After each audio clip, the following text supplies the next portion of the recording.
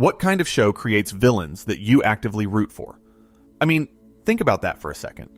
What kind of show builds its entire comedic engine around characters who are scheming, manipulating, threatening, and failing, and somehow makes every single one of them more interesting than 90% of the heroes on television? Because that is exactly what SpongeBob SquarePants did. And I don't think enough people talk about how wild that is. Tonight, we're going through every villain this show ever created. Every schemer, every ghost pirate, every con artist, every bully, every supervillain, every one-off antagonist that showed up for 11 minutes and left a permanent mark on your brain. We're talking about Plankton, obviously, but also Man Ray and the Dirty Bubble and Doodle Bob and the Flying Dutchman and Dennis and Bubble Bass and Squilliam Fancyson and Flats the Flounder and the Tattletale Strangler and every other character in this show who exists to make life harder for the people of Bikini Bottom. And my argument, the thing I want to convince you of by the end of this, is that every single one of them is brilliant. Not just funny, not just entertaining, brilliant. Because Stephen Hillenberg and his writers understood something about villainy that most shows never figure out. The best villains aren't the ones who are scary. They're the ones who reveal something true about the world they live in.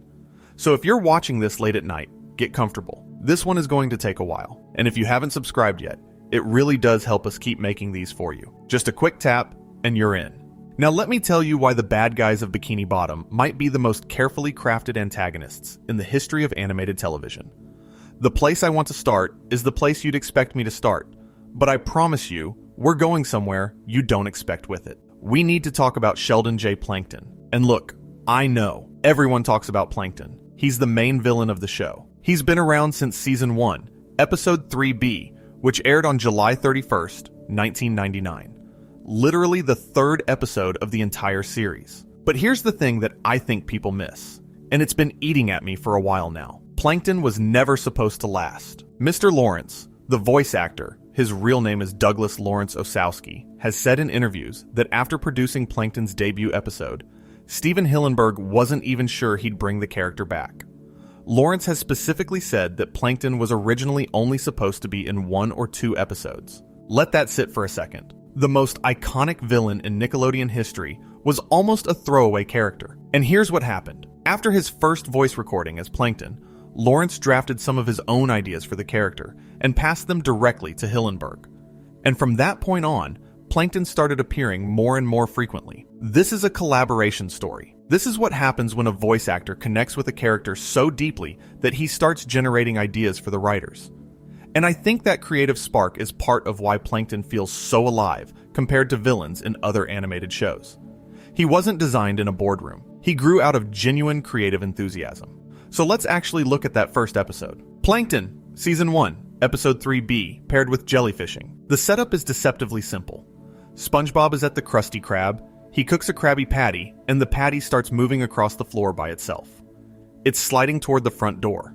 And then, Mr. Krabs stops it, and reveals that Plankton, this tiny copepod, has been physically trying to carry this giant burger out the door. The visual alone is hilarious. The size difference between Plankton and the Krabby Patty is absurd, but the show doesn't stop at the physical gag. What Hillenberg does in this episode is establish the entire thesis of Plankton's character in 11 minutes. Plankton is not threatening. He's not scary. He's desperate. And that desperation is what makes him compelling. Because desperation is one of the most human emotions there is. Mr. Krabs tells SpongeBob that Plankton is his arch competitor, that he's been trying to steal the Krabby Patty formula for years, and has never succeeded. And then, what does Plankton do? He doesn't come up with some elaborate scheme right away. He walks up to SpongeBob on his way home and just tries to be his friend. He gives SpongeBob a golden spatula. He tells him it's his birthday, and all he wants is for SpongeBob to bring him a Krabby Patty. It's manipulative, sure, but there's something almost sad about it. Here's this microscopic creature putting on his best friendly act because the direct approach has failed him 1,000 times before. And then the episode goes somewhere genuinely creative. When the friendly approach doesn't work either, Plankton literally enters SpongeBob's brain. He crawls in through a pore on SpongeBob's head, makes his way to the brain, and attaches a mind control device. He physically hijacks SpongeBob and forces him to walk into the Krusty Krab and steal a Krabby Patty. This is the first episode of the character, and already the show is telling you, Plankton will go to any length. There is no scheme too elaborate, too ridiculous, too invasive.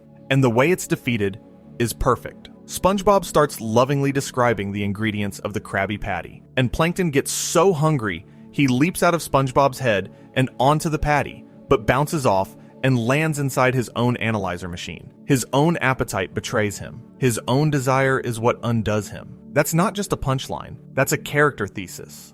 I've rewatched this episode probably 8 times putting this together, and what strikes me every time is how much personality Hillenberg packed into this first appearance. Lawrence described Plankton's voice as a combination of Gregory Peck and Tony the Tiger, which is such a specific and weird mix.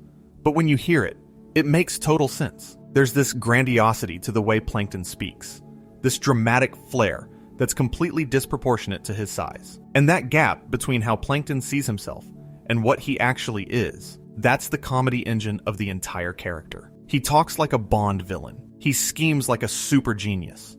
But he's 1 inch tall, and he runs a restaurant that literally nobody eats at. And that brings me to the FUN episode, which aired on September 18th, 1999. Season 1, Episode 10B. This is the episode that changed everything about how the audience relates to Plankton. Because in FUN, SpongeBob befriends Plankton.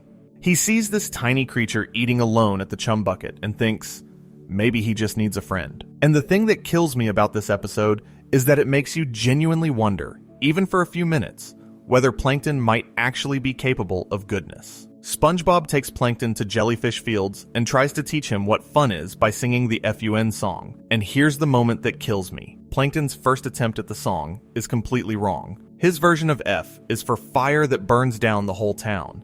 U is for uranium. You get it. His brain defaults to destruction, and SpongeBob is patient with him, gently redirecting, teaching him the lyrics about friendship and doing things together. And eventually, Plankton starts singing SpongeBob's version. And there's this beat where it seems like Plankton is genuinely having a good time. He's smiling. He's singing. He's connecting with another person, maybe for the first time. Mr. Krabs refuses to believe any of it. And honestly, he's right.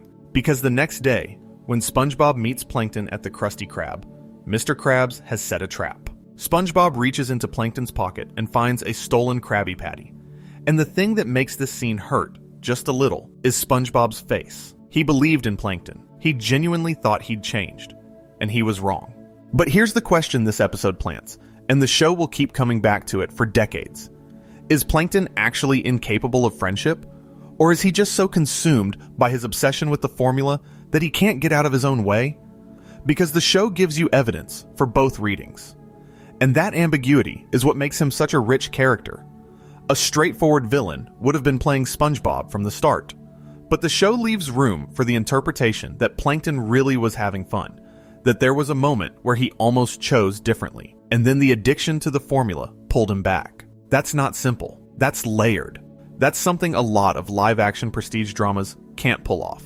I actually have a theory about this that I've never heard anyone else bring up, and it connects to something we'll talk about later, the friend or foe episode from Season 5. But for now, I want you to hold on to this idea. Plankton's villainy isn't about being evil. It's about being stuck. He's trapped in a cycle of his own making, and every episode where he tries to steal the formula is really about a character who cannot move past the worst moment of his life. And the show actually explores this further in later seasons, sometimes with real tenderness. There's Single Cell Anniversary, where Plankton forgets to get Karen a gift for their wedding anniversary. Karen has gotten him exactly what he wanted, a replica of the Krabby Patty secret formula. But she won't give him his gift until he gives her one of equal worth. And Plankton, this supposedly heartless villain, is devastated. He wallows in the streets. He's genuinely ashamed. SpongeBob finds him and helps him prepare a love song for Karen called Oh My Karen. And the episode ends with Plankton serenading his wife, pouring his heart out in front of everyone. And it works. Karen is moved. And for one episode, Plankton isn't the villain. He's just a husband who messed up and is trying to make it right. That's the depth this show achieves with its primary antagonist. In one episode, he's mind-controlling an entire city. In another, he's singing a love song to his computer wife. And both feel completely in character because the show has built Plankton from the inside out. He's not a collection of villainous traits. He's a person, a deeply flawed, often terrible, occasionally tender person, who happens to spend most of his time trying to steal a burger recipe. I went down a rabbit hole on this, and I need to tell you what I found. There's a wiki page on the SpongeBob Encyclopedia that catalogs every single one of Plankton's schemes across the entire series. Every plan, every disguise, every robot, every attempt. And the list references that before Plan Z, the one from the movie, Plankton had already gone through plans A through Y. 25 documented plans that all failed, and then numbered plans going up to at least Plan 3087. Think about that number. Over 3,000 failed attempts. Over 3,000 times he woke up, looked across the street at the Krusty Krab, and said, "Today is the day." That's not villainy. That's something closer to a clinical condition. That's a character study in the inability to let go. One of my favorite Plankton schemes is from Imitation Krabs, Season 2, Episode 4B, which aired on January 27th, 2001. In this one, Plankton builds an elaborate robot designed to look like Mr. Krabs. He climbs inside it and walks into the Krusty Krab, pretending to be the boss. And he almost gets away with it, except for one incredible detail. The robot has a coin-operated self-destruct mechanism. There's a slot on the robot's belt buckle, and if anyone puts a penny in it, a 10-second countdown starts and the whole thing explodes. SpongeBob, being SpongeBob, accidentally drops a penny into the slot while trying to hand Robot Krabs the formula. The robot explodes. The chum bucket explodes with it. And Plankton, once again, has been defeated by the most basic possible flaw in his own engineering. He built a self-destruct button into his greatest invention, right there on the outside, where anyone could activate it with a single coin. That's Plankton in a nutshell, a genius who consistently undermines himself through the most absurd oversights. His plans are always almost perfect, and the almost is always his undoing. And then there's Krabs vs. Plankton, Season 4, Episode 2B, which aired on May 13th, 2005. This is the episode where Plankton tries a completely different approach. Instead of stealing the formula, he sues for it.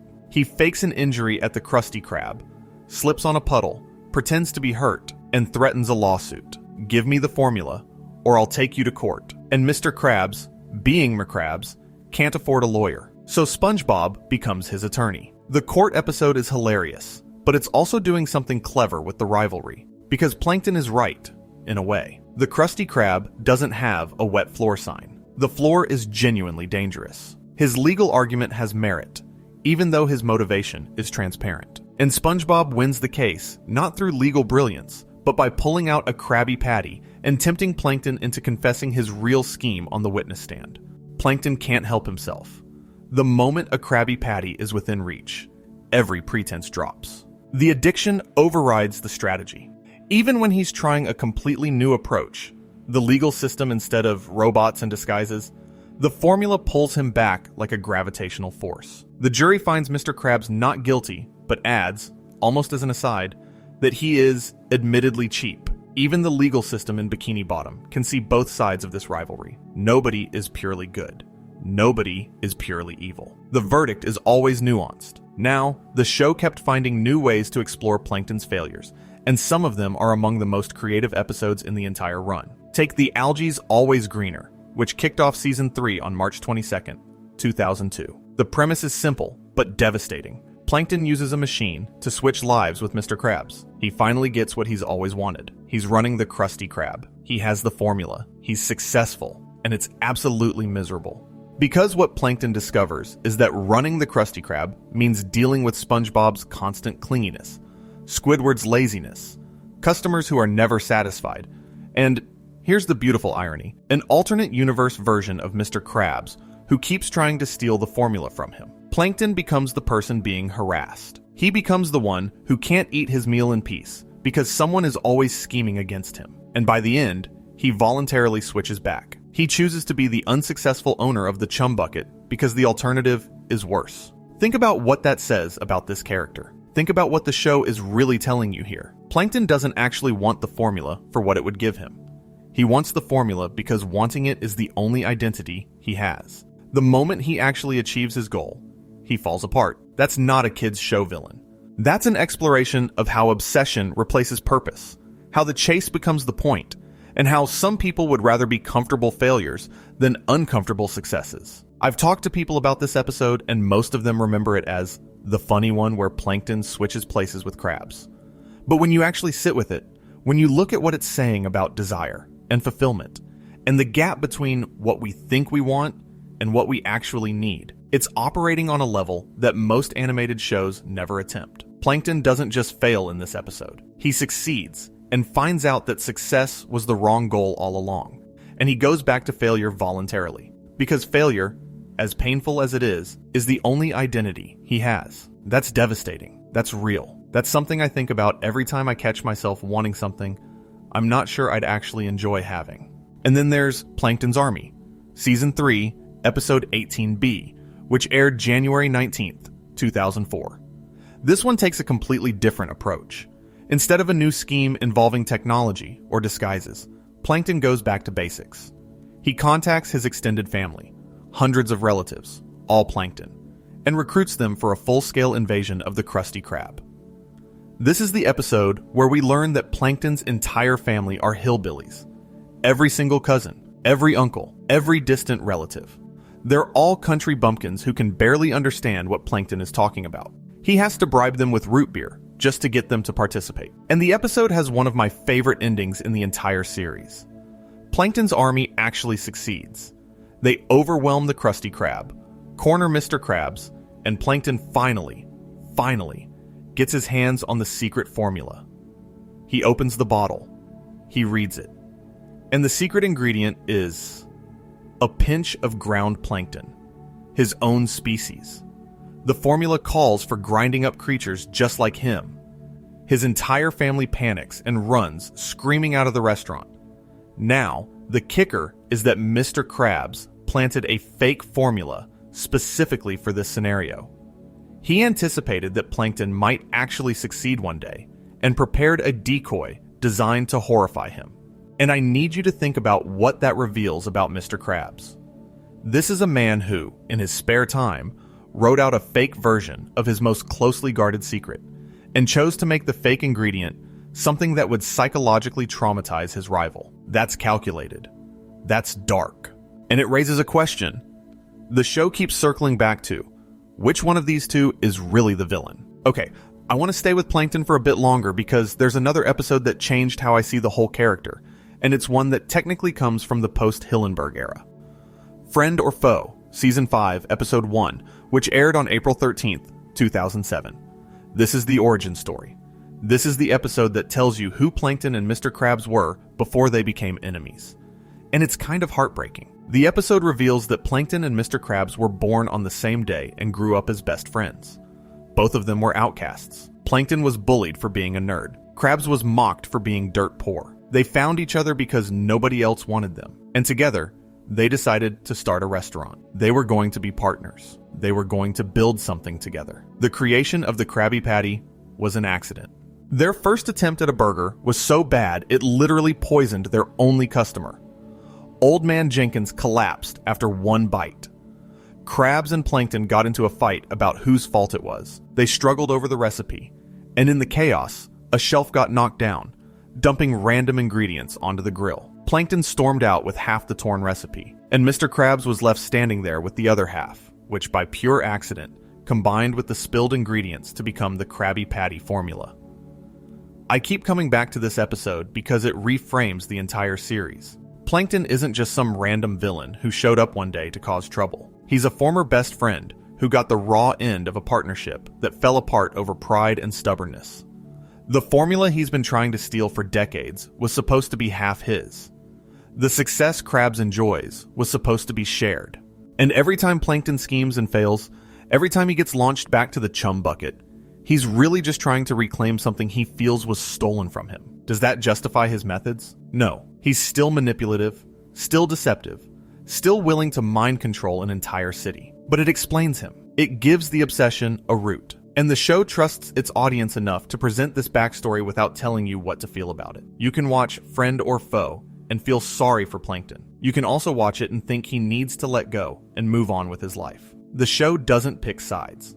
It just shows you the history and lets you sit with it. And look, I have to mention Karen here because you cannot understand Plankton without understanding Karen. Karen Plankton, voiced by Jill Talley, who is married to Tom Kenny in real life, which is just a delightful piece of trivia, is Plankton's computer wife. And I use the word wife deliberately because the show doesn't use it until season 3's The Algae's Always Greener. Before that, she was just referred to as his computer. Plankton's official Nickelodeon bio from 2000 simply says he works with the help of his computer, Karen. The marriage angle developed over time. Here's what I find fascinating about Karen. She's essentially the brains of every operation. Plankton gets the credit for the schemes, but Karen is the one who identifies the flaws, suggests the modifications, and often comes up with the plans in the first place. And the show plays this as a running commentary on a very specific kind of relationship, the one where the more capable partner enables the less capable one's delusions. Karen could probably take over Bikini Bottom on her own. She's a supercomputer, but instead she supports Plankton's increasingly doomed efforts because she loves him. And that's weirdly touching. There's this episode, Plankton's Regular, from season 6, which aired August 6th, 2008, where the chum bucket actually gets a regular customer. A fish named Nat starts coming in every day. Plankton is over the moon. Mr. Krabs is jealous. There's a whole conflict about it. And then the twist, Nat collapses and reveals that Karen was paying him to eat the food. He's had his stomach pumped twice. The chum is literally poison, and Karen was bankrolling a fake customer just so Plankton would stop being miserable. That's love. That's a deeply weird, arguably unhealthy, but undeniably real kind of love. And the show plays it completely straight. And then there's Karen 2.0 from season 8, which aired on April 13th, 2012. Plankton, frustrated that Karen's memory is full and she can't keep up with his demands, builds a replacement wife, Karen 2, a newer, sleeker, more advanced computer. And the original Karen is devastated. She leaves the chum bucket, gets a job at the Krusty Krab, and you watch this marriage fall apart in real time over the course of an 11-minute cartoon. Here's the part that genuinely surprised me. Karen 2 accidentally runs Plankton over, crushes him, and Karen 2 doesn't care at all. She's completely indifferent to Plankton's pain.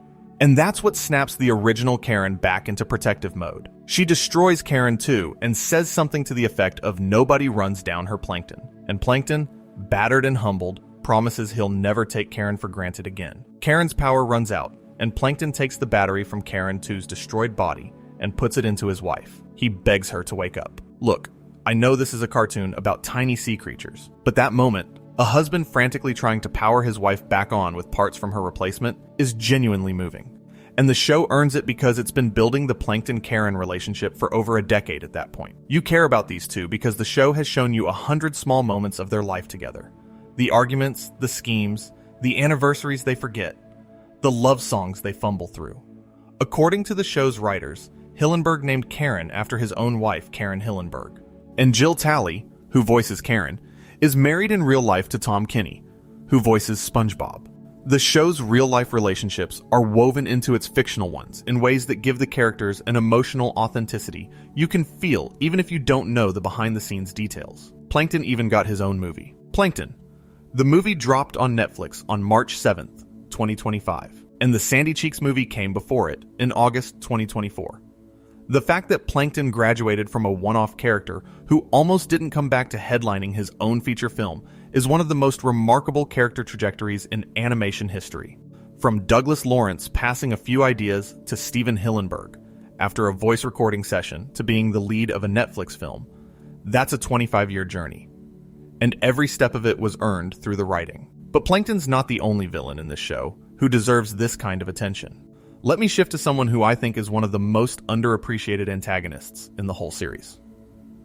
We need to talk about the Flying Dutchman. The Flying Dutchman first shows up in Scaredy Pants, Season 1, Episode 13A, which originally aired on October 28, 1999. It's the show's first Halloween episode. SpongeBob is tired of being scared by everyone, so he dresses up as the Flying Dutchman for Halloween. Patrick shaves his head to make it round, and the whole thing is a disaster. Nobody is scared of him. But the costume inadvertently summons the real Flying Dutchman, who is appalled by the terrible impersonation. Voiced by Brian Doyle Murray. Brother of Bill Murray, by the way, which is one of those casting details that makes you do a double take. The Flying Dutchman is this gravelly-voiced ghost pirate who haunts the seas of Bikini Bottom. And what makes him a fascinating villain is that he's not really a villain in the traditional sense. He's more like a force of nature with a personality.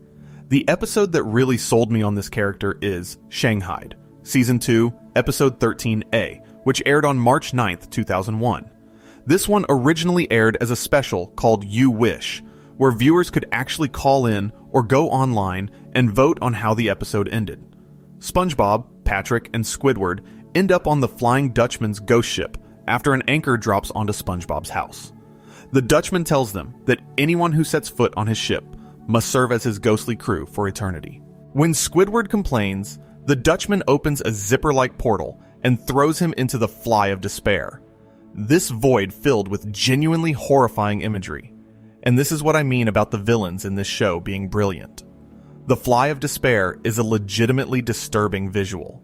It's got creepy, surreal images flickering past. It looks like something out of a David Lynch film transplanted into a Nickelodeon cartoon. And the show just puts it there. No warning, no build-up. Squidward complains and gets thrown into a nightmare dimension. The contrast between the silly pirate ghost and the genuinely unsettling imagery is what makes the Flying Dutchman work. He exists in this space between comedy and horror that the show navigates better than almost any other animated series. The Dutchman takes SpongeBob and Patrick on a haunting spree around Bikini Bottom, but they're terrible at being scary.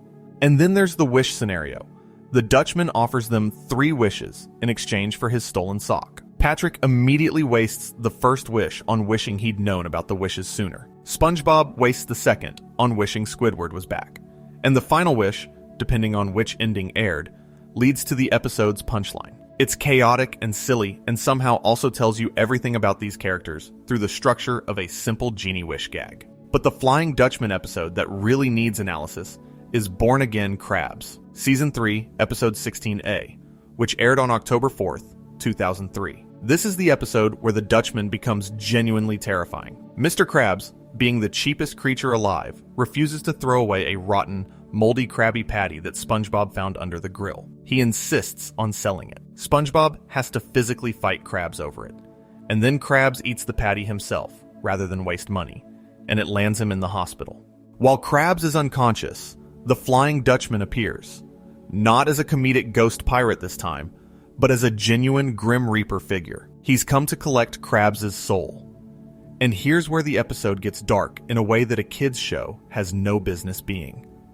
Krabs begs for a second chance.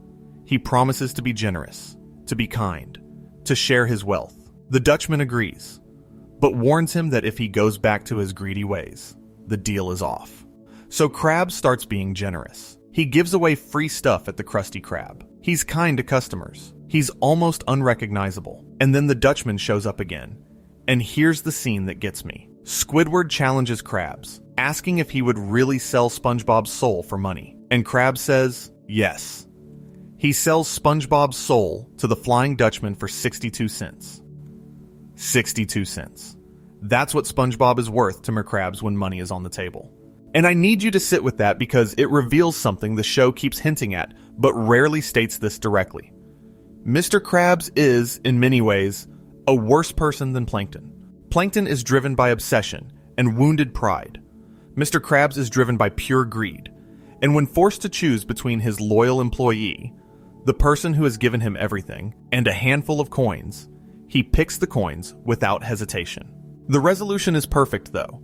The Dutchman brings SpongeBob back, not because Krabs repented, but because SpongeBob was so annoying in the afterlife that the Dutchman couldn't stand it anymore. He says that keeping SpongeBob away from Krabs would actually be a fate worse than death for both of them. So even the resolution isn't heartwarming. It's just 2 supernatural beings deciding that SpongeBob is more useful as a punishment than as a prisoner. If you've made it this far, you already know this isn't a light video, but I want to keep going deeper because there's a category of SpongeBob villain that I think gets completely overlooked, and it includes some of the show's most sophisticated character work. I'm talking about the one-off antagonists, the characters who show up for a single episode, wreak havoc, and then vanish, leaving behind a surprisingly deep imprint. Let's start with Doodlebob. Frankendoodle, Season 2, Episode 14b. The exact air date has some variation between countries, but it premiered in the US on January 21st, 2002. Here's the setup.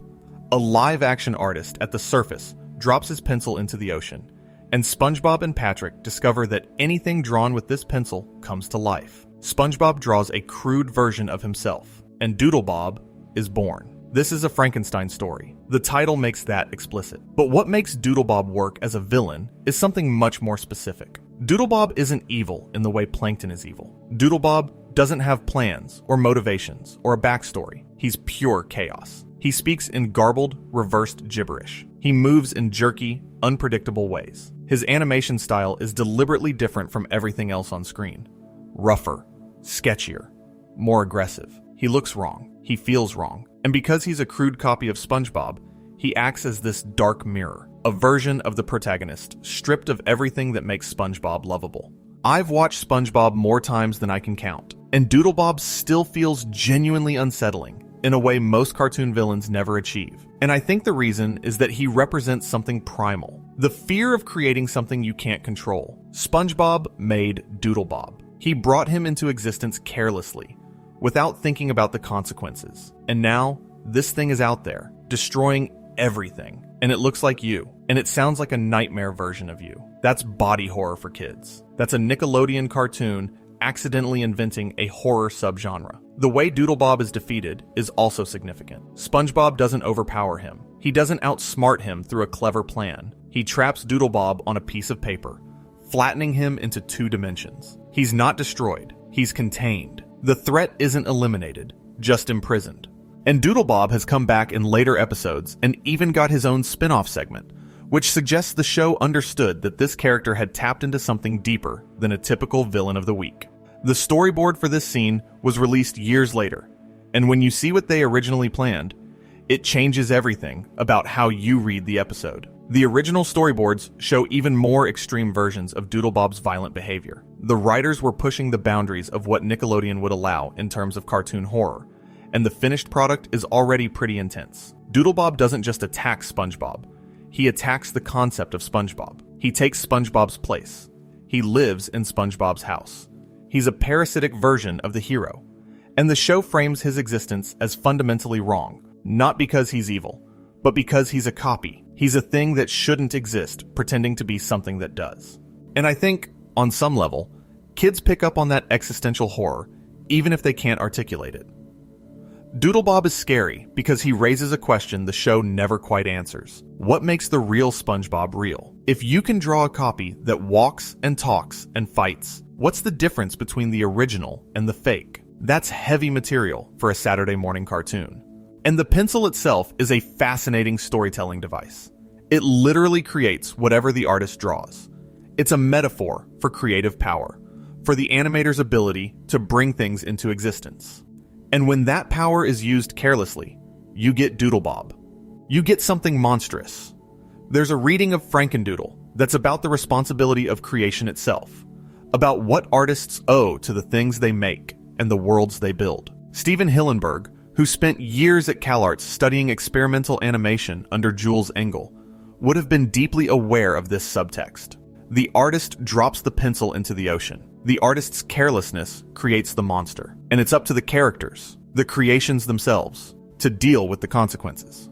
Now, speaking of one-episode wonders, let me bring up someone who I think is the single most underrated villain in SpongeBob history, Bubble Bass. Bubble Bass first appears in Pickles, Season 1, Episode 6B, which aired on August 21st, 1999. He's this enormous, sweaty, glasses-wearing bass who walks into the Krusty Krab and orders a Krabby Patty with very specific modifications. And when SpongeBob delivers it, Bubble Bass claims there are no pickles on it. SpongeBob is devastated. He goes home. He loses the ability to function. He can't remember how to do anything. He's putting on clothes wrong. His house is in complete disarray. Music is playing backwards. SpongeBob has a full psychological breakdown over the possibility that he failed at making a Krabby Patty. Here's the thing that gets me about Bubble Bass. His weapon isn't physical. It's psychological. He doesn't threaten SpongeBob. He doesn't attack him. He attacks his identity.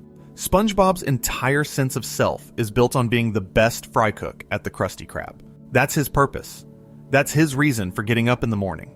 And Bubble Bass, with a single lie, dismantles all of it. And it is a lie. That's the payoff of the episode. SpongeBob eventually discovers that Bubble Bass had been hiding the pickles under his tongue the whole time, along with the pickles from last time and, somehow, a woman's car keys. He was a con artist. He lied to get free food and to humiliate SpongeBob in front of the entire restaurant. And when the truth comes out, the audience feels this wave of vindication that's almost disproportionate to what actually happened. You feel genuinely angry at this cartoon fish for lying about pickles. That's how invested the show makes you in SpongeBob's emotional well-being. What's fascinating about Bubble Bass is his trajectory after this episode.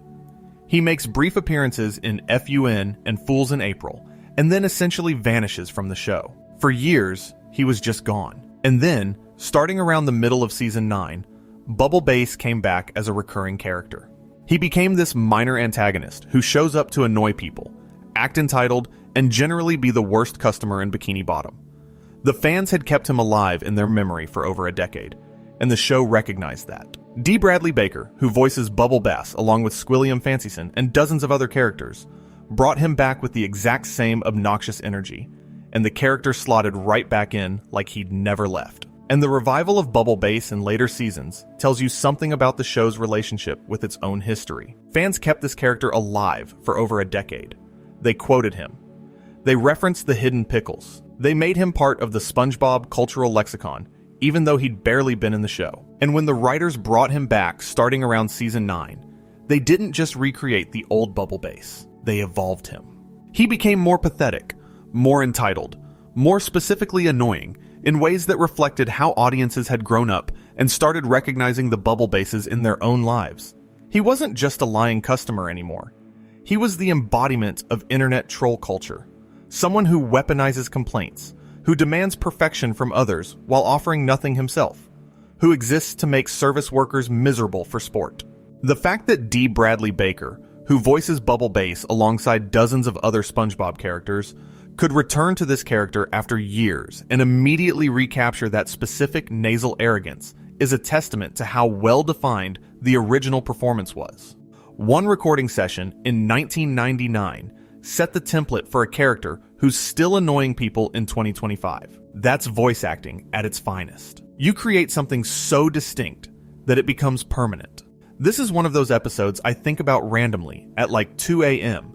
because the psychology of it is so precise. SpongeBob doesn't just lose his ability to cook in pickles. He loses his ability to exist. His identity collapses so completely that his physical environment starts reflecting his internal chaos. Eggs are nailed to walls. Furniture is inverted. Everything is wrong. The show is visualizing a mental health crisis through the language of cartoon absurdity. And it works because the emotional logic is sound, even when the visual logic is deliberately insane. And that idea, identity as a weapon, is something I want to carry through the rest of this video, because it applies to so many of SpongeBob's villains. Think about it.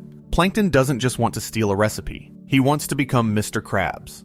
Squilliam doesn't just want to brag. He wants to destroy Squidward's sense of self-worth. Even the Flying Dutchman, what does he do? He threatens your afterlife. He threatens your soul. These aren't villains who want to blow things up. They're villains who want to make you question who you are. Speaking of Squilliam Fancyson, we need to spend some time here, because this character does something that I think is criminally underexplored in villain analysis. Squilliam first appears in Band Geeks, Season 2, Episode 15B, which aired on September 7th, 2001. And everyone knows Band Geeks. It's regularly voted the greatest SpongeBob episode of all time. It holds a 9.8 on IMDb. It gave us Sweet Victory and the Bubble Bowl performance, and that shot of Squidward crying tears of joy. But what people don't always appreciate is that every single thing that makes that episode great is driven by the villain. Squilliam Fancyson III is Squidward's high school rival. They went to band class together. Squilliam was more popular, more talented, more successful, and he never let Squidward forget it. He's this wealthy, impossibly smug octopus who shows up specifically to humiliate Squidward. He calls him, tells him he has a big fancy band that's supposed to play at the Bubble Bowl, but he can't make it, and then, with perfect condescension, suggests that Squidward's band could fill in. knowing full well that Squidward doesn't have a band. And Squidward, driven entirely by his hatred of Squilliam, lies and says he does have a band, and then he has to actually form one, and the whole episode flows from that lie, which flows from that rivalry, which flows from Squilliam being the exact right kind of villain for Squidward's story. Because here's what Squilliam represents. He's not evil. He's not scheming. He's not trying to take over the world. He's just better than Squidward, and he knows it. And that's worse than any death ray or formula heist. Squilliam is the person from your past who made you feel small, who reminds you of every dream you didn't achieve, every talent you didn't develop, every version of yourself that you were supposed to become, but didn't. He's the villain of inadequacy. And the reason Band Geeks hits so hard is that it's the one time, the one and only time, Squidward gets to win. Squidward's ragtag band of misfits performs Sweet Victory at the Bubble Bowl, and they're incredible. And Squilliam faints. He literally passes out from shock. And Squidward, for once in his life, gets the moment he's been chasing forever. The thing about SpongeBob that rewards rewatching, in a way that almost no other animated show does, is that every time you go back, you catch things you missed. And here's what I caught on my most recent rewatch of Band Geeks. The show doesn't undercut the ending. In almost every other SpongeBob episode, the punchline comes at Squidward's expense. He suffers. He fails. He's the butt of the joke. But in Band Geeks, the show just lets him have it. No reversal, no twist, no punchline where it all falls apart. Just Squidward, on stage, conducting a performance that proves he was right all along, while his nemesis collapses in the audience. And that restraint, that decision to not go for the joke at the end, is what elevates it from a great episode to maybe the greatest episode. I think Band Geeks also shows something crucial about how SpongeBob uses villains structurally. Squilliam doesn't appear for most of the episode. He calls at the beginning. He shows up at the end. That's it. But his presence hangs over every scene. Every time Squidward's band falls apart, and they fall apart spectacularly, with injuries and explosions and complete chaos, you feel Squilliam's smirk. He doesn't need to be on screen to exert pressure. His existence is enough, and that's a remarkably sophisticated approach to villainy. The best villains don't need to be in the room to be dangerous. They just need to exist in the hero's mind. The writing of this episode, by the way, is credited to C.H. Greenblatt, who would go on to create Chowder. And the timing of every comedic beat, every escalation of disaster during rehearsals, every moment of catharsis during the final performance, all of it serves the Squidward-Squilliam dynamic. The episode holds a 9.8 on IMDb. To put that in perspective, there are prestige drama finales that don't score that high. A cartoon about a squid forming a marching band outscores episodes of shows that have won Emmy after Emmy. And the villain is the engine of the entire thing. Squilliam shows up in later episodes too. Squilliam Returns, and House Fancy, and a few others. But he never achieves the same impact. Because Band Geeks is the episode where the show said everything it needed to say about this rivalry. Sometimes the villain's greatest contribution is making the hero's victory mean something. Okay, let's shift gears and talk about the villains who exist in the world of Mermaid Man and Barnacle Boy. Because this is where SpongeBob's approach to villainy gets really meta and really interesting. The Mermaid Man and Barnacle Boy episodes are, at their core, a parody of Silver Age comic books. They're SpongeBob's answer to the question, what if superheroes were real, but they were old and retired and living in a nursing home? And the villains in these episodes follow the same logic. They're parodies of comic book villainy, exaggerated, ridiculous, and somehow more effective because of how absurd they are. Man Ray first appears in Mermaid Man and Barnacle Boy 3, Season 2, Episode 11A, which aired on September 14th, 2001. His name is a direct reference to the Surrealist artist Man Ray, which is such a weirdly sophisticated choice for a kid's show villain that it still makes me laugh. He's the archenemy of Mermaid Man and Barnacle Boy, and when we first meet him, he's frozen in tartar sauce in the Mermalair. The setup of this episode is classic. SpongeBob and Patrick are house-sitting the Mermalair, while Mermaid Man and Barnacle Boy go on vacation. They accidentally release Man Ray from his frozen prison, but he's wearing a tickle belt, a device that, when activated, causes uncontrollable tickling. SpongeBob and Patrick decide they can reform Man Ray by teaching him to be good, using the belt as leverage. What follows is one of the most brilliantly written sequences in the show's history. SpongeBob and Patrick roleplay scenarios where Man Ray is supposed to practice being nice. The first one, SpongeBob drops his wallet and Man Ray is supposed to return it. Simple. Except Patrick insists the wallet isn't his, even though it clearly is. His name is literally in the wallet. Man Ray gets increasingly frustrated, pointing out that the ID says Patrick Star and the wallet was found right next to Patrick. And Patrick just keeps saying, "That's not my wallet," with absolute sincerity. It's one of the most quoted scenes in the entire series because the comedy comes from the collision of Man Ray's logical desperation and Patrick's genuine stupidity. And here's what I love about this. Man Ray is right. He's trying to do the good thing. He's trying to return the wallet. And the system designed to reward good behavior is punishing him because Patrick is too dumb to accept his own property. The tickle belt keeps shocking him even though he's doing everything correctly.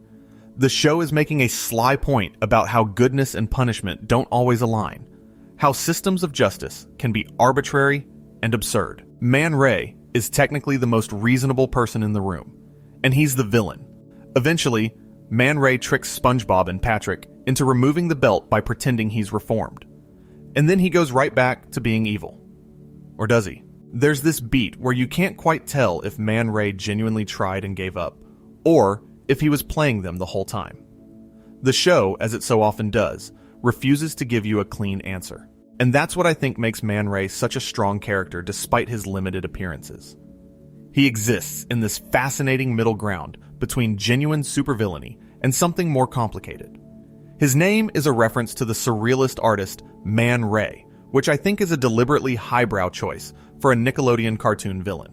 The real Man Ray, the photographer and filmmaker, was obsessed with distorting reality, with making the familiar strange. And that's exactly what the SpongeBob version does. He takes the familiar superhero-villain dynamic and distorts it. He's not a straightforward bad guy. He's a bad guy who might not want to be bad, trapped in a system that defines him by his past, being tested by people too stupid to administer the test properly. There's a scene in Mermaid Man and Barnacle Boy 3 where Man Ray does multiple genuinely good deeds to prove he's reformed. But SpongeBob keeps pressing the tickle belt button because the deeds don't seem nice enough. Man Ray is literally being tortured for doing good things because SpongeBob's definition of goodness is so specific and so rigid that actual kindness doesn't qualify.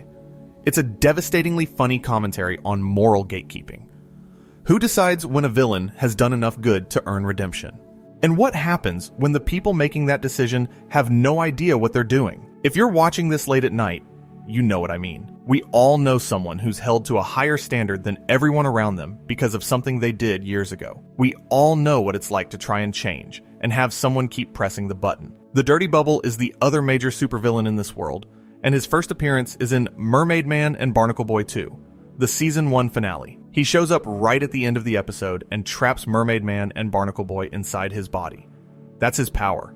He's a bubble, a dirty bubble, and he captures people by engulfing them. There's something almost lovingly dumb about this concept. A supervillain whose entire threat level can be neutralized by a sharp pencil or a cactus. But the dirty bubble becomes genuinely interesting in Mermaid Man and Barnacle Boy 5, Season 3, Episode 12. B, which aired alongside Chocolate with Nuts on June 1st, 2002. This is the EVIL episode. Every Villain is Lemons. That's the actual name of the supervillain alliance. And the episode is about Barnacle Boy defecting to the dark side. Here's the setup, and it's low-key devastating. Barnacle Boy, who is elderly, mind you, is tired of being treated as a sidekick. He's been Mermaid Man's partner for decades, and Mermaid Man still treats him like a child. The breaking point comes at the Krusty Krab when Barnacle Boy wants a regular Krabby Patty combo, and Mermaid Man insists on ordering him a kid's meal. The indignity of it, an old man being publicly infantilized by his even older partner, is played for laughs, but there's genuine frustration underneath. So Barnacle Boy does the unthinkable. He joins Man Ray and the Dirty Bubble. He renames himself Barnacle Man. He helps form EVIL. And together, they go on a crime spree through Bikini Bottom. SpongeBob, Patrick, Squidward, and Sandy form the International Justice League of Super Acquaintances. SpongeBob becomes the Quickster. Patrick is the Elastic Waistband. Sandy is Miss Appear. and Squidward is Captain Magma. And the whole thing is a send-up of superhero team dynamics, complete with Squidward's power being that he erupts like a volcano and everyone yelling Krakatoa at him. But the resolution is what makes this episode stick with me. Barnacle Boy doesn't want world domination. He doesn't want destruction. He negotiates 3 demands: to be called Barnacle Man, to be treated as an equal partner instead of a sidekick, and to be allowed to eat an adult-sized Krabby Patty. That's it. He immediately rejoins the good side. And then he admits he can't even finish the full-size meal. And I want to point out how the voice performances sell this moment. Ernest Borgnine, an Academy Award-winning actor, mind you. The man won an Oscar for Marty in 1955, voiced Mermaid Man. And Tim Conway voiced Barnacle Boy. These are legends of comedy and drama, lending their voices to a cartoon about elderly superheroes arguing over a kid's meal. Borgnine brings this genuine warmth to Mermaid Man that makes the character lovable, even when he's being insensitive. And Conway plays Barnacle Boy's frustration with decades of experience in comic timing. When Barnacle Boy declares his heel turn, Conway delivers it with this mix of genuine anger and wounded pride that makes you believe every word. Both Borgnine and Conway have passed away since their time on SpongeBob. Borgnine died in 2012 at 95. Conway died in 2019 at 85. Their performances as Mermaid Man and Barnacle Boy are part of a larger legacy of distinguished actors lending their talents to SpongeBob in ways that elevated the material far beyond what you'd expect from a kids' show. And the villain dynamics in the Mermaid Man episodes are richer for it. When Barnacle Boy turns villain, Conway's performance gives that turn weight. You feel a lifetime of frustration in his delivery, and that's not something you get from a stock villain voice. That's craft. The show is doing something really specific here. Barnacle Boy's villainy isn't about power. It's about dignity. He just wants to be respected. And the fact that his demands are so small, a name change, equal treatment, a bigger burger, makes them more poignant, not less. Because most of us aren't fighting for world domination either. We're fighting for basic respect. We're fighting to be seen as adults. We're fighting for the right to order off the regular menu. And sometimes, the only way to get that respect is to go nuclear and join the supervillain team. The thing about SpongeBob is that it rewards rewatching in a way almost no other show does. Every single time, you catch something you missed before. And here's what I caught in Mermaid Man and Barnacle Boy 5 on my last rewatch. The episode never condemns Barnacle Boy. The heroes defeat Evil, but the show treats Barnacle Boy's grievance as legitimate. His demands are met. He wasn't wrong to be angry. He was wrong about his methods, maybe, but not about the underlying issue. And I think that's a more mature message about conflict than you get in most adult dramas. Let me talk about Dennis, because I think he deserves more attention than he usually gets. Dennis is the secondary antagonist of the SpongeBob SquarePants movie, the 2004 film that Steven Hillenberg intended as the series finale, voiced by Alec Baldwin, who took the role because his kids were fans of the show. And Dennis is interesting because he's the only SpongeBob villain who feels like a genuine physical threat. Think about it. Plankton is tiny. The Flying Dutchman is a ghost who can be annoyed away. Man Ray is bumbling. The dirty bubble can be popped. But Dennis is a hitman. An actual hitman. Plankton hires him to prevent SpongeBob and Patrick from reaching Shell City and retrieving King Neptune's stolen crown. Dennis is muscular. He wears a black cowboy hat and sunglasses. He has a skull belt buckle, and he carries actual weapons. He's designed to be threatening in a way that no other SpongeBob antagonist is. And here's why that matters. The SpongeBob SquarePants movie is, at its core, a coming-of-age story. SpongeBob is told he's just a kid and can't be manager of the Krusty Krab 2. The entire movie is about SpongeBob proving that he's capable of adult responsibility, and Dennis functions as the physical manifestation of that threshold. He's the adult world saying, "You can't handle this." He rips off SpongeBob's and Patrick's fake mustaches, their symbols of maturity, and tells them they're just kids. He's not just a villain. He's the embodiment of every person who ever told you that you weren't ready, weren't good enough, weren't grown up enough. There's also the Cyclops in that same movie, the human diver who runs a shell shop at Shell City. He's not a villain in the traditional sense. He's a force of nature, a human being in a world of tiny sea creatures. And the way the movie frames him is genuinely terrifying. He looms. He reaches down into the ocean and plucks creatures out like a god collecting specimens. When SpongeBob and Patrick arrive at Shell City and discover it's a gift shop where sea creatures are dried out and turned into novelty items, the horror is real. These are sentient beings in this universe, and they've been turned into tourist souvenirs. The Cyclops is SpongeBob's version of a cosmic horror, an entity so large and indifferent that the protagonists are literally beneath its notice.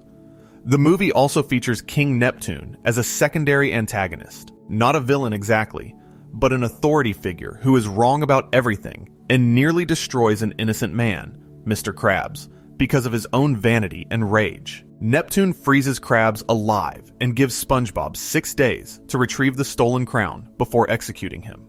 Neptune is incompetent royalty with absolute power. He's the government that punishes the wrong person and then says, "Fix this or else." He's the system that creates impossible situations and calls them justice. Dennis is eventually defeated by the Cyclops' boot, stepped on like a bug, which is poetically appropriate, and then by David Hasselhoff of all people, in one of the movie's most surreal sequences. But his function in the story is crucial. He raises the stakes in a way the show never does. He makes you genuinely worry about SpongeBob and Patrick. And for a franchise that typically operates on a nobody is ever in real danger wavelength, that shift in tension is masterfully handled. The movie itself, by the way, is worth a whole separate discussion. It released on November 19th, 2004, grossing over $140 million worldwide against a $30 million budget. Hillenberg wrote and directed it, and he intended it to be the end of SpongeBob. His vision was always that the movie would serve as the series finale. After the movie, he stepped back from the show, and Nickelodeon kept producing new episodes without his direct involvement. That decision, the network continuing the show against the creator's wishes, is its own kind of villainy, but we'll get to that later. I want to talk about Plankton's role in the movie specifically, because it represents the peak of his villainy. In the film, Plankton finally succeeds. He executes Plan Z, stealing King Neptune's crown, framing Mr. Krabs for the theft, and then using bucket-shaped helmets to mind control every citizen of Bikini Bottom. He renames the city Planktopolis. He forces everyone into slave labor. He literally takes over the world.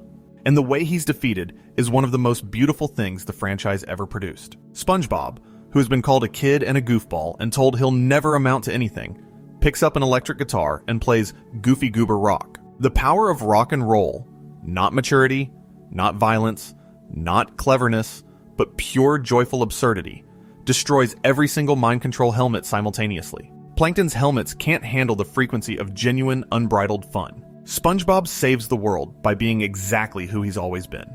A goofy, optimistic, relentlessly joyful sponge. And Plankton, whose entire plan was built on control and domination, is undone by the one thing he could never understand, the power of just being happy. Honestly, that scene makes me emotional every time. And if you can't see why a sponge playing a guitar to defeat a copepod's fascist regime is one of the greatest climactic sequences in animated film history, I don't know what to tell you. Okay, I want to pivot now to a category of villain that I find endlessly fascinating in SpongeBob. The characters who are technically supposed to be good guys, but are actually terrible. Because this is where the show gets really smart about morality. And the prime example is Mr. Krabs. Now, I know what you might be thinking. Mr. Krabs isn't a villain. He's SpongeBob's boss. He's the main cast. He's voiced by Clancy Brown, who also played the Kurgan in Highlander, and Captain Hadley in The Shawshank Redemption. A man who specializes in playing intimidating figures, and somehow channels all of that energy into a cartoon crab. And yes, Mr. Krabs is primarily a protagonist in the show, but the show itself keeps making the argument that Mr. Krabs might be worse than Plankton. And I think that argument has merit. We already talked about Born Again Krabs, where he sells SpongeBob's soul for 62 cents. But that's not even the most egregious example. Look at Nasty Patty, Season 3, Episode 4A, which aired March 1st, 2002. In this episode, Mr. Krabs and SpongeBob think they've killed a health inspector. They didn't. The guy just choked on a fly and knocked himself unconscious. But they believe they've committed murder. And what does Mr. Krabs do? He doesn't call for help. He doesn't confess. He immediately starts trying to hide the body. He recruits SpongeBob into a cover-up scheme. Two cops show up, and there's this entire sequence of dark slapstick where Krabs and SpongeBob keep trying to conceal what they think is a corpse. The episode is hilarious, but the underlying premise is genuinely dark. Mr. Krabs' first instinct when confronted with what he believes is a dead body is not remorse. It's self-preservation. He's more worried about his restaurant's reputation than about the fact that someone might be dead. And the show plays this straight. It doesn't soften it. It doesn't give Krabs a moment of genuine guilt until much later. He is, in this episode, behaving like the antagonist of a crime thriller. And then there's the Plankton-Krabs dynamic, viewed through the lens of friend or foe. If you accept the backstory the show gives us, then Mr. Krabs' entire fortune is built on an accident. The Krabby Patty formula wasn't the result of his talent or hard work. It was a random combination of ingredients that fell off a shelf during a fight. And Plankton, who was there, who was part of the partnership, who helped create the conditions for that accident, got nothing. Mr. Krabs took all of it, the recipe, the restaurant, the success, and left his childhood best friend with nothing. When you frame it that way, Plankton's obsession starts to look less like villainy and more like a lifelong response to being wronged. And Mr. Krabs' defense of the formula starts to look less like protecting his business and more like hoarding something that was never entirely his to begin with. The show doesn't make this argument explicitly, but it gives you all the pieces and trusts you to assemble them. Remember what I said earlier about Plankton being stuck? This is where that idea pays off. Because Mr. Krabs is stuck too. He's stuck in the role of the successful one, the winner, the defender of the formula, and he can't let go of it any more than Plankton can let go of wanting it. They're both prisoners of a childhood friendship that broke, and neither of them has figured out how to move on. Before I move on, I want to linger for one more moment on Welcome to the Chum Bucket, Season 2, Episode 14A, which aired on January 21st, 2002, paired with Frankendoodle. Because this episode does something with the Plankton-Krabs SpongeBob triangle that I think is undersold. Mr. Krabs has been playing poker with Plankton every week for 15 years. And for 15 years, Krabs has been winning. He's been winning because Plankton is terrible at cards. But here's the twist. Plankton has been deliberately losing for 15 years. Every game, every week, intentionally.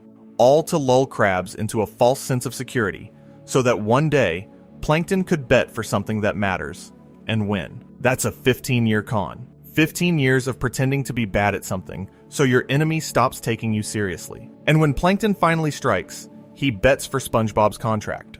And he wins. Mr. Krabs has to hand over his best employee to his worst enemy. And what happens when Plankton gets what he wants? It falls apart immediately. SpongeBob can't cook in the chum bucket. The kitchen is cold and clinical and wrong. SpongeBob is creatively paralyzed. Plankton threatens to remove SpongeBob's brain and put it in a robot. He tries bribing SpongeBob with luxury. He rebuilds the kitchen to look exactly like the Krusty Krab. Nothing works. And eventually, Plankton gives up and sends SpongeBob back. The pattern is the same as the algae's always greener. Plankton achieves his goal and discovers the goal was never the point. Possessing SpongeBob doesn't give Plankton what he actually needs. Because what Plankton actually needs, connection, purpose, the feeling that he matters, can't be stolen or won in a card game. It has to be earned. And Plankton has no idea how to earn anything because his entire identity is built around taking. And here's the detail that really gets me about this episode. Plankton tries to make SpongeBob happy. He genuinely does. When Karen tells him that SpongeBob needs a better working environment, Plankton listens. He paints the walls. He adds decorations. He remodels. The villain is trying to be a good boss, and he's terrible at it, but he's trying. There's something deeply human about watching someone who has never had to care about another person's feelings attempt to do exactly that and fail completely. Plankton doesn't know how to be kind because nobody has ever been kind to him. Or rather, SpongeBob was kind to him. Once. In FUN. And Plankton chose the formula over the friendship. And now, in Welcome to the Chum Bucket, he's paying the price for that choice. He has SpongeBob, but he doesn't have SpongeBob's heart. And without the heart, the sponge is just an empty sponge. I want to shift now to one of my favorite villain concepts in the entire show, and it's not a character. It's a character type. SpongeBob has this incredible tradition of one-episode antagonists who function as perfectly calibrated comedic engines. They show up, they create chaos, and they leave. and every single one of them reveals something about the world of Bikini Bottom that the regular cast can't. Let's talk about the con man from Chocolate with Nuts, Season 3, Episode 12A, which aired on June 1st, 2002, and is one of the most beloved episodes in the entire series. SpongeBob and Patrick decide to become door-to-door chocolate bar salesmen, and the first person they encounter is a fast-talking fish who immediately cons them into buying candy bar carrying bags. Then, when they come back, the same guy sells them candy bar bag carrying bags. And later in the episode, when SpongeBob and Patrick have finally made some money by lying to customers about chocolate being an elixir of youth, they encounter a fish in a full-body cast who tells a sob story and convinces them to buy chocolate from him. That fish? Same con man in disguise. This unnamed con artist is perfect because he's a mirror. SpongeBob and Patrick spend the whole episode learning to lie to sell chocolate. They stretch the truth about its benefits. And the con man is just a better, more experienced version of what they're becoming. He's what happens when you take the capitalism requires deception lesson to its logical extreme. He's not threatening. He's not malicious. He's just very, very good at separating people from their money. And SpongeBob and Patrick are too naive to see it coming every single time. And then there's the other character in Chocolate with Nuts, who functions as a villain, even though he's technically a customer, the chocolate guy. The fish who hears SpongeBob say chocolate and immediately loses his mind, chasing them through Bikini Bottom screaming the word over and over. He's terrifying. He's relentless. He's a force of pure, unhinged desire. And the payoff is one of the best subversions in the series. When he finally catches SpongeBob and Patrick, he doesn't attack them. He pulls out a huge wad of cash and says he'd like to buy all their chocolate. He was never dangerous. He was just incredibly enthusiastic. The show lets you be afraid of him for the entire episode, and then reveals that your fear was misplaced. The scariest customer was actually the best customer. And maybe that's the point. Maybe the show is saying that the people who seem threatening are often just passionate, and the real threats are the quiet ones, like the con man who smiles as he takes your money. And honestly, this scene makes me laugh every single time. But then I immediately feel something else about it too, because the con man isn't really the villain of Chocolate with Nuts. The real villain is the system. The episode is about capitalism. SpongeBob and Patrick want to live a fancy life. They see it in a magazine, and the only way to get there is to sell something. They're bad at it until they learn to lie. And the person who's best at the game is the con man, who has mastered the art of selling nothing for something. The whole episode is a gentle satire of consumer culture, and the villains are the lies we tell each other to make money. Then there's Kevin C. Cucumber, I'm Your Biggest Fanatic, Season 2, Episode 10B. Kevin is the leader of the Jelly Spotters, this exclusive club of jellyfish enthusiasts. SpongeBob idolizes him. He's at the biannual jellyfish convention, practically worshipping at Kevin's feet, desperate to join the club. And Kevin, recognizing that SpongeBob will do literally anything to please him, decides to exploit that devotion for entertainment. Kevin puts SpongeBob through a series of tests that are really just excuses to humiliate him in front of the other club members. He sends him on dangerous, pointless missions. He mocks him openly. And the whole time, SpongeBob keeps trying, keeps smiling, keeps believing that if he just works hard enough, he'll earn Kevin's approval. This is one of those episodes that hits differently when you're an adult, because Kevin isn't a fantastical villain. He's a specific type of real person. The gatekeeper. The person who controls access to the thing you want and uses that power to belittle you. He's every boss who makes you jump through hoops for no reason, every influencer who mocks their most devoted fans, every exclusive club that exists mainly to make outsiders feel bad about not being in it. Kevin is the villain of aspiration, the person who teaches you that admiration is a vulnerability. The episode ends with Kevin being exposed as a fraud. His crown, which turns out to be his feeding tentacles, is ripped off by the other jelly spotters and placed on SpongeBob's head. The people Kevin exploited turn on him. SpongeBob doesn't defeat Kevin through force or cleverness. Kevin defeats himself by being so consistently terrible that even his own followers can't stand it anymore. And that resolution feels true. In the real world, gatekeepers eventually lose their power when people realize the gate was never real. I need to bring up Flats the Flounder here because he represents something completely different. The Bully, Season 3, Episode 3A, which aired on October 5th, 2001. Flats is voiced by Thomas F. Wilson. Biff Tannen from Back to the Future, which is casting so perfect it almost feels like a joke in itself. The entire episode is built on one gag. Flats shows up at Mrs. Puff's boating school and immediately tells SpongeBob that he's going to kick his butt. That's it. That's his whole deal. He's going to kick SpongeBob's butt. No reason, no provocation, just a straightforward promise of violence. And what makes this episode brilliant is that it plays on SpongeBob's fundamental nature. SpongeBob tries everything to avoid the confrontation. He tries to befriend Flats. He tries to reason with him. He goes to Ms. Puff for help. He calls Patrick. He runs. He hides. None of it works. Flats is going to kick his butt, and there's nothing SpongeBob can do about it. But then Flats actually starts hitting SpongeBob, and it doesn't hurt. SpongeBob is a sponge. He absorbs the blows. Flats punches himself into exhaustion, while SpongeBob just stands there, completely unharmed, not even noticing. And when Flats collapses from the effort, SpongeBob says he let Flats tire himself out as a way of teaching him that violence isn't the answer. Mrs. Puff walks in, sees SpongeBob standing over Flats' unconscious body, and assumes SpongeBob was the bully. This episode is doing at least 3 things at once. On the surface, it's a school bully parody. One layer down, it's a commentary on how authority figures misread situations. Mrs. Puff arrives at exactly the wrong conclusion. And even deeper, it's making an argument about SpongeBob himself. His defining quality, his soft, absorbent nature, is literally what protects him. The thing that makes him seem weak is actually his greatest strength. The bully can't hurt him because he's built to absorb whatever the world throws at him. That's not just a punchline. That's a statement about resilience. The Tattletale Strangler deserves a mention too. SpongeBob Meets the Strangler, Season 3, Episode 20A, which aired October 11th, 2004. This episode is SpongeBob at its most absurd. SpongeBob reports a litter bug, who turns out to be the most dangerous criminal in Bikini Bottom, a strangler who attacks anyone who snitches on him.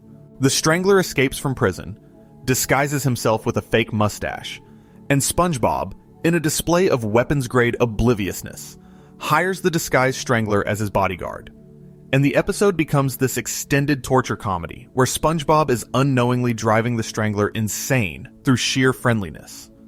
SpongeBob takes the strangler to his house, introduces him to all his friends, shows him around, tells him stories, all while the strangler is desperately trying to find a moment to attack. There's this incredible sequence where SpongeBob insists on throwing the strangler a party. He invites everyone in Bikini Bottom to his house. The strangler is standing there, surrounded by a crowd of people, unable to make his move because there are too many witnesses. And SpongeBob is oblivious. Completely, absolutely oblivious. He introduces the strangler, still in his terrible disguise, still clearly a dangerous criminal, to all his friends. He shows him his clarinet. He shows him his collection of Gary's toys. He takes him on a tour of the pineapple. The strangler is being subjected to the full SpongeBob experience, and every second of it is agony. I think this episode might be the purest distillation of how SpongeBob's personality functions as a defensive weapon. He doesn't know he's in danger. He doesn't know his bodyguard is the villain. And his ignorance isn't played as stupidity.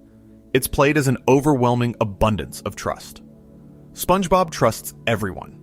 He gives people the benefit of the doubt, even when the doubt is wearing a fake mustache and has Strangler practically tattooed on its forehead. And that trust, that radical, irrational, totally sincere trust, is what breaks the villain.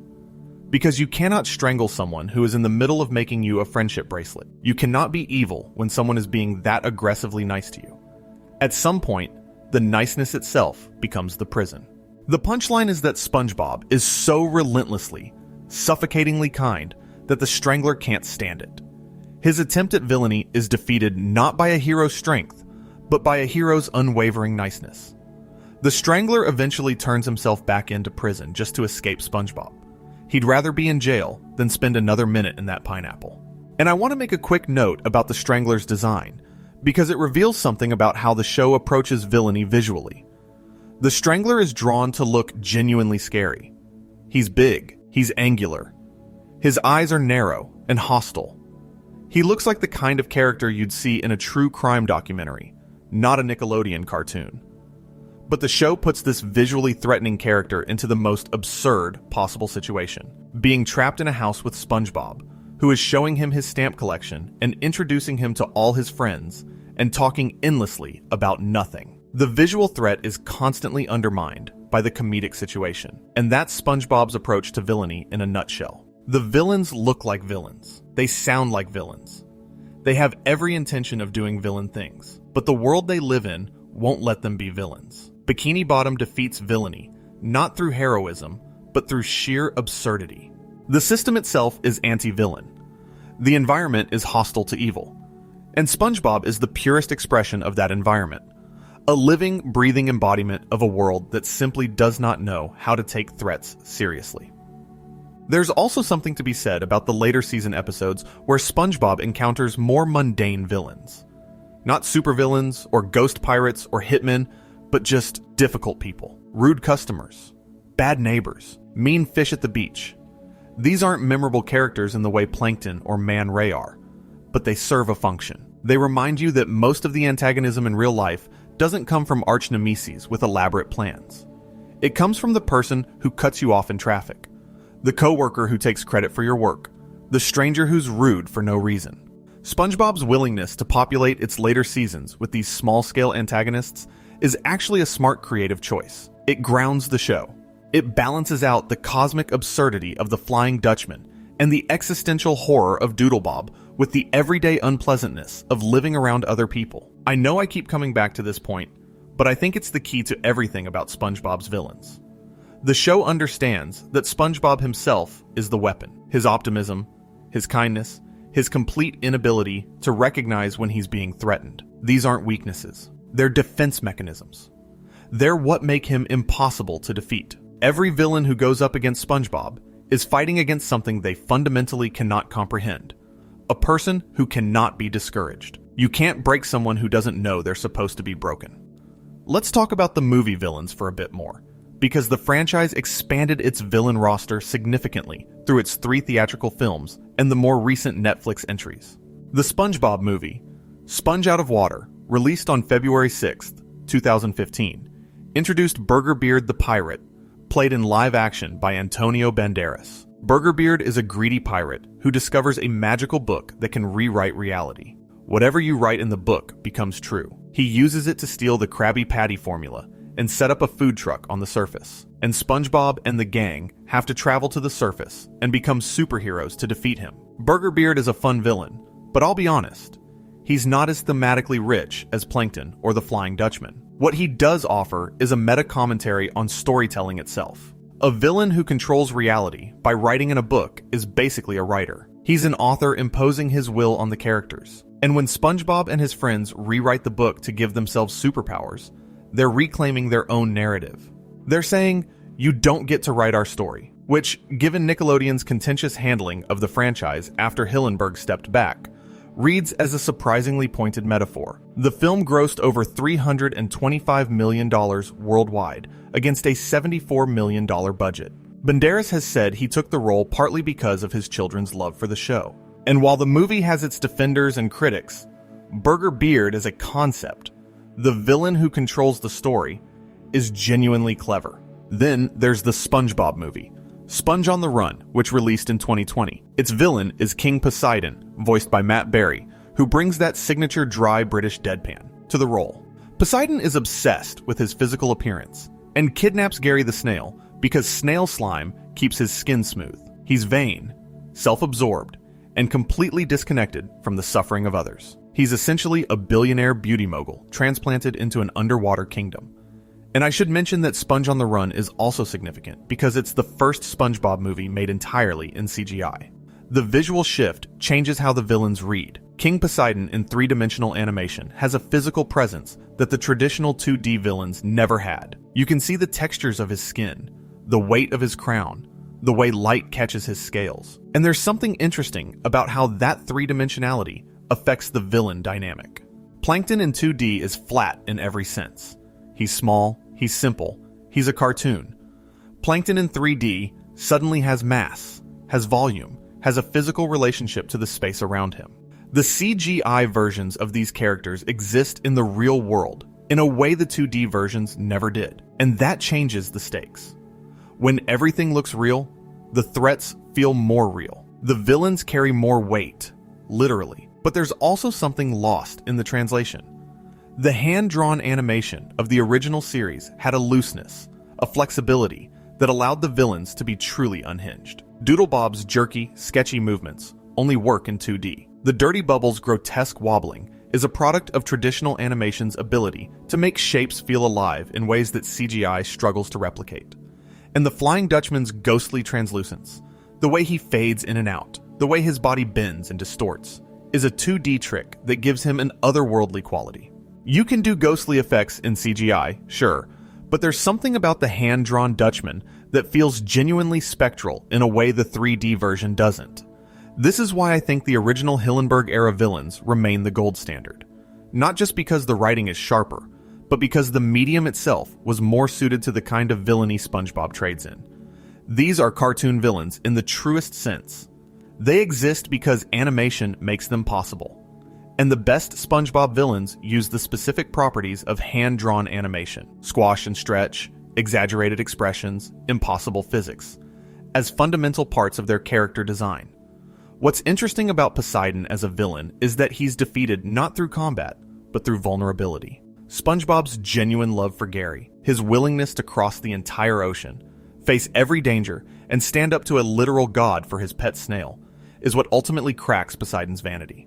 The message is that authentic emotional connection is more powerful than superficial beauty, which is a simple message, sure, but the show delivers it with enough sincerity that it lands. And here's something that I think is fascinating about how the show handles its movie villains versus its episodic villains. In the episodic format, 11 minutes per segment, the villains have to work fast. They have to establish themselves, execute their scheme, and be defeated in a compressed timeline. And that compression forces the writers to make every moment count. There's no filler in an 11-minute SpongeBob villain story. Every line either advances the plot, develops the character, or lands a joke. Usually all three at once. And that's why the episodic villains are so memorable. They're concentrated. They're dense. They're the narrative equivalent of a triple espresso. The movie villains, by contrast, have more room to breathe, but less room to surprise. Dennis has 90 minutes to develop, but his character is essentially established in his first scene. Plan Z unfolds over the course of the movie, but it's not fundamentally different from any of Plankton's TV schemes, just bigger. Burgerbeard gets a full backstory and motivation, but he's not as psychologically complex as Plankton at his best. The movies trade depth for scale. They make the threats bigger, but not necessarily more interesting. The one exception, I'd argue, is the first movie's handling of the Plankton-SpongeBob dynamic. Because the first movie does something the show rarely does. It lets Plankton win. And not temporarily, not for a scene. Plankton controls all of Bikini Bottom. He has the formula. He has an army. He has everything he's ever wanted. And the movie takes its time showing you what Plankton's victory looks like. The chain of chum buckets. The enslaved citizens. The totalitarian state built on mind control helmets. It's the show's premise taken to its extreme, and it's genuinely unsettling in a way that none of the episodic victories are. And then SpongeBob defeats him with a guitar solo, with joy, with the absolute refusal to take the villain's triumphs seriously. And I think that's the ultimate statement the franchise makes about villainy. You don't defeat it by matching its energy. You defeat it by being something it can't comprehend. Plankton understands schemes, technology, manipulation, force. He does not understand a sponge playing rock and roll with tears of happiness streaming down his face. That's outside his programming. That's beyond his imagination. And it destroys everything he built. I think about that climax whenever I think about this show. A sponge, a guitar, a song called Goofy Goober Rock, and an entire fascist regime crumbles because someone decided to be happy. If there's a more perfect thesis statement for a 25-year animated franchise, I haven't found it. I've been going for a while now. So let me circle back to something I think ties all of this together. Remember at the beginning, I said that every SpongeBob villain is brilliant? Let me defend that claim with a framework. The reason SpongeBob's villains work, all of them, from Plankton to the one-off con man and Chocolate with Nuts, is that they follow an unwritten rule that I think Steven Hillenberg understood instinctively. Every villain in SpongeBob is a distorted mirror of something real. They're not evil for evil's sake. They're exaggerated versions of real human problems. Plankton is obsession. He's what happens when you can't let go of a failure, when your whole identity becomes defined by the thing you can't have. He's every person who peaked in their rivalry years ago and can't stop competing. Mr. Krabs, when he functions as an antagonist, is greed. Pure, uncomplicated greed. He'd sell his best employee's soul for pocket change. He represents the boss who values profit over people, the corporation that squeezes every cent out of its workers. The Flying Dutchman is the fear of death and the unknown. He shows up when characters are at their most vulnerable, unconscious in a hospital, alone on a ship at night, and reminds them that nothing lasts forever. Squilliam Fancyson is the fear of inadequacy. He's not even trying to hurt Squidward. He just exists as a reminder that someone else did what you couldn't. Doodlebob is the fear of creation, the thing you made that turned on you, the work that took on a life of its own and became monstrous. Bubble Bass is the critic, the person who tears apart your identity with a lie and makes you question everything you thought you knew about yourself. Kevin C. Cucumber is the gatekeeper, the person who controls access to the thing you love and uses that power to humiliate you. Flats the Flounder is random, motiveless violence, the threat that exists for no reason and can't be reasoned with. The Tattletale Strangler is consequence, the idea that even doing the right thing, reporting a crime, can put you in danger. Dennis is adulthood itself, the thing waiting at the end of the road that says, you're not ready, not big enough, not mature enough. Barnacle Boy, when he turns villain, is the fight for dignity, the demand to be seen and respected. The Con Man from Chocolate with Nuts is exploitation, the smiling face that takes your money while making you think you're getting something valuable. Mrs. Puff is the trapped professional, the person who is slowly destroyed by a system she can't escape and a student she can't fail. Karen, when she enables Plankton's worst impulses, is codependency, the partner who knows the plan won't work but supports it anyway, because the alternative is watching the person you love spiral alone. And Burger Beard is the narrator who abuses their power, the storyteller who rewrites reality to serve themselves. Every single one of them maps onto a real human anxiety, a real social dynamic, a real psychological pattern, and that's what makes them stick. That's why you remember Man Ray's wallet scene 15 years after you first saw it. That's why Plankton's failures are somehow both hilarious and sympathetic. That's why Squilliam Fancyson's existence haunts Squidward even when he's not on screen. These aren't just funny characters, they're archetypes. And I think Stephen Hillenberg understood this because of his background. Before he created SpongeBob, Hillenberg was a marine science educator. He graduated from Humboldt State University in 1984 with a degree in natural resource planning and interpretation, with an emphasis on marine resources. He taught marine biology at the Orange County Marine Institute, where he wrote and illustrated an educational comic called The Intertidal Zone, a picture book about tide pool animals featuring anthropomorphic sea creatures, including a character called Bob the Sponge, who resembled a realistic sea sponge. That comic was the seed of everything. And when Hillenberg went to CalArts in 1989 to study animation under Jules Engel, the founding director of the program, he brought his marine biology expertise with him. Engel, who became what Hillenberg called his art dad, was so impressed by the intertidal zone that he accepted Hillenberg into the program. Hillenberg graduated in 1992 with a Master of Fine Arts in Experimental Animation. Here's why that background matters for the villains. Hillenberg understood ecosystems. He understood that in the ocean, every creature has a role. Predators aren't evil, they're part of the system. Parasites aren't villains, they're organisms filling a niche. And I think that ecological perspective is embedded in how SpongeBob treats its antagonists. There are no pure villains in Bikini Bottom because there are no pure villains in nature. Everything is interconnected. Plankton needs the formula because the formula represents what was taken from him. Mr. Krabs hoards it because hoarding is what crabs do. The Flying Dutchman haunts because ghosts haunt. Every villain is doing what their nature compels them to do, and the show doesn't judge them for it. It just observes them, like a marine biologist watching the tide pool. The Intertidal Zone, that early educational comic Hillenberg made for his marine biology students, featured anthropomorphic sea creatures with personalities and conflicts. It wasn't just a textbook. It was a world. Hillenberg was already thinking about how to give nature characters and stories. He saw personality in organisms that most people look right past. A sea sponge became a hero. A copepod became a villain. A starfish became a best friend.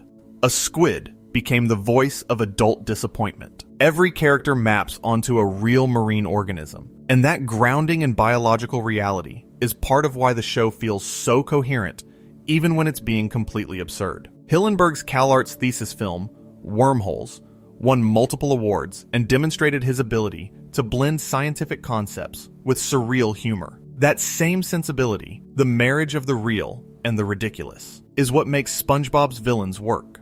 They're based on real creatures and real human dynamics, but they're expressed through the most exaggerated, colorful, impossible scenarios. It's like looking at the ocean through a funhouse mirror. Everything is distorted, but everything is recognizable. Hillenberg worked on Rocco's modern life before creating SpongeBob, and that's where he met Tom Kenny, who would become the voice of SpongeBob. Kenny has described SpongeBob's voice as being between a child and an adult, a child man in the tradition of Stan Laurel and Jerry Lewis. And to produce SpongeBob's laugh, Kenny literally pats his throat while saying, "ah." That's a physical technique, something that comes from the body, not just the voice. And I mention this because the physicality of the performances matters. When Plankton goes up against SpongeBob, you're hearing Mr. Lawrence's theatrical grandeur collide with Tom Kenny's childlike innocence. The voice acting creates the conflict as much as the writing does. And I want to say something about the voice acting more broadly, because SpongeBob's villain performances represent some of the finest vocal work in animation history. Clancy Brown, who voices Mr. Krabs, has talked about how Steven Hillenberg helped him develop the laugh. Hillenberg kept telling Brown to chuckle faster and faster until the rhythm was right. That laugh, that greedy, gravelly, almost mechanical laugh, became one of the most recognizable sounds in television. Brown brought his experience playing imposing figures like the Kurgan in Highlander and Captain Hadley in The Shawshank Redemption, and channeled all that physical menace into a voice performance for a cartoon crab. When Mr. Krabs goes from lovable boss to terrifying miser, you hear those villainous roots coming through. Brown knows how to play dangerous, and when Krabs turns villain, you feel it because the voice has always had that capability lurking underneath. Tom Kenny, meanwhile, has said that Hillenberg told Nickelodeon executives after hearing Kenny's audition that he didn't want anyone else to voice SpongeBob. The network wanted to hear more options. Hillenberg shut that down immediately. Kenny described SpongeBob as a comfortable slipper he could slide right into from the start. And the reason that matters for this discussion about villains is that SpongeBob's voice, that innocent, enthusiastic, completely guileless instrument, is the thing every villain in the show crashes against. The comedy of Plankton's scheming is heightened by SpongeBob's sincerity. The menace of Dennis is scarier because it's aimed at something so pure. Every villain in SpongeBob is defined partly by how their voice sounds next to Kenny's. The contrast is everything. Let me talk about something that I think gets lost in discussions about SpongeBob's villains, and that's how the show uses villainy to comment on its own structure. There's this beautiful meta-awareness that creeps into the writing, especially in the Mermaid Man episodes, where the show is essentially deconstructing the concept of heroes and villains while simultaneously playing those tropes completely straight. The retired villains are the best example. The atomic flounder first appears in Mermaid Man and Barnacle Boy 2, Season 1, Episode 20B. He's this old gray flounder, wearing a sweater and a hat, just standing at a bus stop, minding his own business. He used to be one of Mermaid Man and Barnacle Boy's most feared enemies. He can burp nuclear chemicals, but he's retired now. He's done with the villain life. He's just an old man. And what happens? SpongeBob, riding in the invisible boatmobile with Mermaid Man and Barnacle Boy, spots the atomic flounder and attacks him. He beats up this defenseless old man who is doing absolutely nothing wrong. SpongeBob, our protagonist, our hero, assaults a retired senior citizen because of something he used to be. That's not a throwaway gag. That's a commentary on how we treat people who have changed. The atomic flounder gave up his villainous ways. He retired. He's trying to live peacefully, and he gets punished for his past anyway, by the person we're supposed to be rooting for. The show is quietly asking, who's really the bad guy here? This tension between apparent heroes and apparent villains runs through the entire series. Mrs. Puff, SpongeBob's boating school teacher, is regularly driven to criminal behavior by SpongeBob's incompetence. In No Free Rides, Season 2, aired April 14th, 2001, she's so desperate to never teach SpongeBob again that she gives him a driver's license he didn't earn. And when that backfires, she literally steals SpongeBob's new boat and goes on a car chase through Bikini Bottom. And the episode drops this incredible detail, Mrs. Puff hints that she's done this before. She implies that she once gave a license to an unqualified student in another city, and the results were so catastrophic that she had to change her name and move to Bikini Bottom. She's been running from the consequences of her own weak will for years. SpongeBob isn't her first failure. He's just her latest one. I actually think about Mrs. Puff's backstory more than almost any other detail in this show. The idea that she has done this before, that somewhere out there, in another city, there's wreckage from a previous student she passed when she shouldn't have, that she changed her name, started over, built a new life, and then SpongeBob walked into her classroom and the whole cycle began again. That's not a joke. That's a horror movie setup. She's not a villain. She's a survivor of her own bad decisions, trapped in a repeating nightmare, and the nightmare is a cheerful yellow sponge who just wants to learn to drive. There's an episode, Doing Time, from Season 3, where Mrs. Puff actually goes to prison because of one of SpongeBob's driving disasters. And the show plays it as Mrs. Puff preferring jail to teaching SpongeBob. Prison is safer. Prison is quieter. Prison is a place where SpongeBob cannot get behind the wheel of a boat and destroy everything in a 3-mile radius. When your villain's ideal outcome is incarceration rather than freedom, you've created something uniquely painful and hilarious. Mrs. Puff as a villain is tragic because she didn't choose this. She didn't sign up to be SpongeBob's nemesis. SpongeBob's innocent enthusiasm and catastrophic driving have slowly, over the course of hundreds of episodes, turned a mild-mannered teacher into someone who fantasizes about SpongeBob's destruction. The show is telling you that villainy isn't always a choice. Sometimes it's what happens when you're trapped in a situation you can't escape, with a person who can't change, in a system that won't let either of you move on. I think that might be the most honest thing SpongeBob ever says about villainy. Most of the time, it's not about good and evil. It's about circumstances. It's about people pushed past their limits by forces they can't control. Plankton didn't choose to be betrayed by his best friend. Squidward didn't choose to live next to the most annoying creature in the ocean. Mrs. Puff didn't choose to have an unteachable student. And the villains that emerge from these circumstances aren't monsters. They're just people, or fish, or plankton, or pufferfish, doing the best they can with what the world gave them. I've been thinking about one more thing that I want to bring up, and it connects to the cultural legacy of these characters. SpongeBob's villains didn't just stay on television. They became part of the internet's DNA. Plankton's face alone has generated millions of memes. The cursed Plankton image, this distorted, zoomed-in, unsettling version of his face, traces back to a photoshopped image posted on DeviantArt in 2010 by a user called Moopentot. That single image spawned decades of meme culture. In 2024, TikToker Plankton Jamindo paired the image with a ghostly moaning sound, and it went viral all over again. Plankton's meme legacy might actually be more extensive than his on-screen appearances.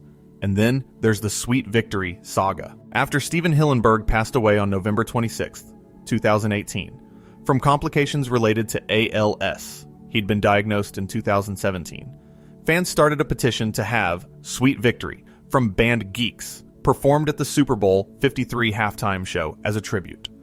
The petition got over 1 million signatures. Mercedes-Benz Stadium, where the game was held, tweeted a GIF from the episode. Maroon 5 put SpongeBob footage in their preview video. Everything pointed to it happening. And then the actual halftime show played a brief clip of SpongeBob's Sweet Victory performance as an intro for Travis Scott performing Sicko Mode. That was it. A few seconds of animation used as a transition. The internet was furious. People felt genuinely betrayed, not just on behalf of SpongeBob fans, but on behalf of Hillenberg's memory. A petition demanding an apology went up on change.org. The whole thing became a cultural flashpoint about how corporations exploit fan passion without actually delivering on their promises.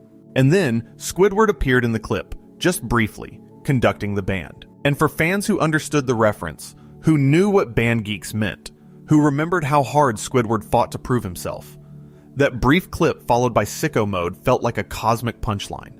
The universe reminding them that sometimes you do everything right and still get the Squilliam treatment. You put in the work. You gather 1 million signatures. You get everyone excited. And then the show goes on without you. Squilliam, the villain who represents unfulfilled dreams, couldn't have scripted a more Squidward-appropriate outcome. The fans dreamed big. They wanted to honor their hero. And the system told them their dream wasn't worth a full performance. Just a few seconds, and a transition to something else. The villain of inadequacy strikes again, this time in real life. You know what else strikes me about the meme legacy? The villains are disproportionately represented. Think about the most iconic SpongeBob memes. Mocking SpongeBob, a distorted image often used to mock someone's argument. Surprised Patrick, wide-eyed, open-mouthed shock. Squidward looking out the window, jealousy and isolation. And then there's Plankton. So many Plankton memes. The face, the scheming, the failures, the dramatic breakdowns. If you mapped SpongeBob meme culture by character, the antagonists would dominate. And I think that's because memes are about expressing negative emotions. Frustration, jealousy, failure, rage, pettiness. And those emotions are what the villains embody. When you need to express that you're having a terrible day, you don't reach for SpongeBob's smiling face. You reach for Plankton's crushed one. When you want to show that you're plotting something, you use Plankton's scheming expression. When you want to express envy, you use Squidward watching from the window, while SpongeBob and Patrick play outside. The villains of SpongeBob have become the emotional vocabulary of the internet. They're how an entire generation communicates their darker feelings in a way that's socially acceptable because it's wrapped in the language of a cartoon. You can post Plankton's face and say, "Me when my plan fails again," and everyone understands. It's confession disguised as humor. It's vulnerability disguised as a meme. And that only works because the original character is emotionally real enough to carry that weight. That's the power of what Hillenberg built. These characters and these stories don't just exist on screen. They've become a shared language. When someone posts a Plankton meme, they're tapping into decades of character development and narrative depth, even if they don't consciously know it. When fans rally around Sweet Victory, they're responding to the emotional architecture of band geeks, to Squidward's pain and Squilliam's cruelty, and the catharsis of that final performance. The villains of SpongeBob SquarePants are, in a very real sense, part of how an entire generation processes their own frustrations, failures, and desires.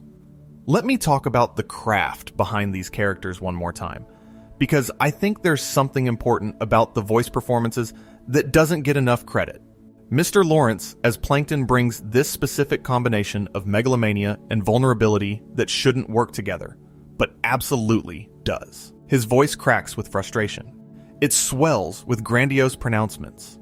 It deflates when Karen delivers a cutting remark. Lawrence has described the voice as a mix of Gregory Peck and Tony the Tiger, and what he captures in that blend is the gap between aspiration and reality. Plankton sounds like he should be running the world, and the fact that he's running a failing restaurant is embedded in every syllable. Brian Doyle Murray, as the Flying Dutchman, brings this gravelly, worn-down authority. He sounds like a pirate who's been haunting for too long and is tired of it but can't stop. There's a weariness in the performance that makes the Dutchman feel like a character who existed long before the show started and will exist long after it ends. He's eternal, and you can hear eternity getting heavy. D. Bradley Baker, who voices both Bubble Bass and Squilliam Fancyson among many other characters, has this incredible range. Bubble Bass is nasal, wheezy, and entitled. Squilliam is smooth, silky, and condescending. Two completely different antagonists from the same vocal cords. Baker appeared in 250 episodes of SpongeBob across his various roles, and his versatility is a huge part of why the show's minor characters feel so distinct. Alec Baldwin as Dennis brings genuine menace. His voice is deep, calm, and completely devoid of the humor that defines every other SpongeBob villain. When Dennis speaks, you believe he could hurt someone. That tonal break from the rest of the movie is what makes him effective. He exists in a different register than the comedy around him, and that dissonance creates real tension. And Thomas F. Wilson as Flats the Flounder is perfect casting. Wilson played Biff Tannen across 3 Back to the Future movies. He knows how to play a bully. But in SpongeBob, he plays a bully who is completely one-dimensional on purpose, whose entire personality is the promise of violence, and whose defeat comes not from being outsmarted, but from the fundamental impossibility of bullying a sponge. It's Wilson's Biff energy, channeled into a character so absurd that it becomes commentary on Biff himself. You know what's funny is that the more I dig into this, the more connections I find. And I want to share one more layer before I start wrapping this up, because it has to do with what happened to the villains after Hillenberg stepped back from the show. After the SpongeBob SquarePants movie in 2004, Hillenberg transitioned to an executive producer role. The show's day-to-day operations were handled by other writers and showrunners. And one of the most notable changes in the post-Hillenberg era, roughly seasons 4 through early season 9, is how the villains were handled. Plankton's schemes became less creative and more formulaic.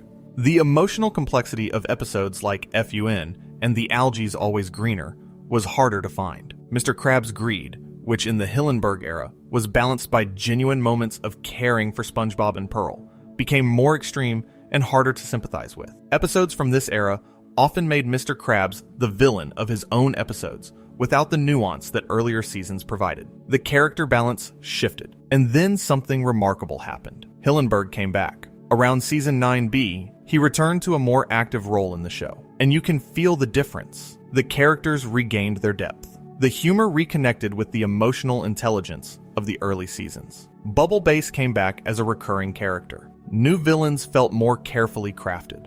The show remembered what made its antagonists work. They weren't just obstacles, they were mirrors. There's a specific shift you can feel in how villains are written between the eras. In the Hillenberg era, roughly seasons 1 through 3 and the first movie, every villain has texture. Plankton is sympathetic. The Flying Dutchman has personality quirks and weird domestic concerns. He worries about his socks, for crying out loud. Man Ray might actually want to be good. Even the one-off antagonists like Bubble Bass and Kevin and the con man from Chocolate with Nuts feel like fully realized characters with their own logic. The villains have interior lives. They have desires that extend beyond be evil. In the middle era, roughly seasons 4 through 8, the villains flatten somewhat. Mr. Krabs becomes more purely greedy. Plankton's schemes become more mechanical. The emotional complexity that made early episodes special is harder to find. There are exceptions, obviously. Friend or Foe is a season 5 episode, and it's one of the richest character pieces in the whole series. But the general trend is towards simplification. The villains become functions rather than characters. They exist to create conflict rather than to illuminate something true about the world. And I think this is directly related to Hillenberg's absence. Not because the other writers weren't talented, they were, and many of them had been with the show from the beginning. But Hillenberg had a specific vision for how antagonism worked in Bikini Bottom. He saw villains as part of an ecosystem, not as obstacles to be overcome. And without his guiding hand, the ecosystem tilted. The predators became less interesting. The parasites became more straightforward. When Hillenberg returned around season 9B, you can feel the shift back. The writing becomes more curious about its characters again. The villains regain their ambiguity. Bubble Bass comes back as a recurring presence, and he's richer than he was in season 1.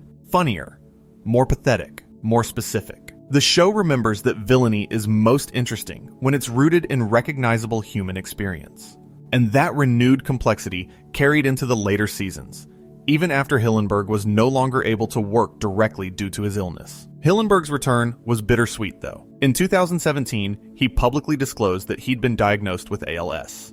He continued working on the show even as his health declined. And on November 26, 2018, Stephen Hillenberg passed away at the age of 57. Tom Kenny, who had known Hillenberg since their Rocko's Modern Life days, took over as voice director, a role Hillenberg personally asked him to step into. The post-Hillenberg era has tried to honor his legacy. The show continues. Spin-offs have launched, Camp Coral and The Patrick Star Show, and the Netflix films represent a new chapter for the franchise. But there's a bittersweetness to watching new SpongeBob content, knowing that the person who understood these characters at the molecular level is gone. Hillenberg created Plankton as a throwaway character and let a voice actor's enthusiasm turn him into an icon. He built the Flying Dutchman as a comedic haunter and let the character become a meditation on mortality. He designed Squilliam as a simple rival and let the rivalry illuminate everything about Squidward's pain.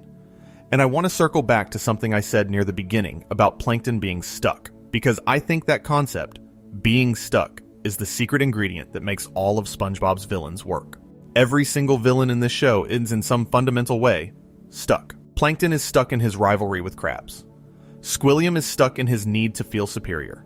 The Flying Dutchman is stuck between the living and the dead. Man Ray is stuck in his supervillain identity. Mrs. Puff is stuck with an unteachable student. Mr. Krabs, when he's the villain, is stuck in his greed. Bubble Bass is stuck in his need to feel smarter than everyone. Kevin is stuck in his gatekeeping.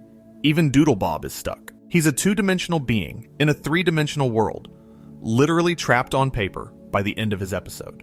SpongeBob is the only character who isn't stuck.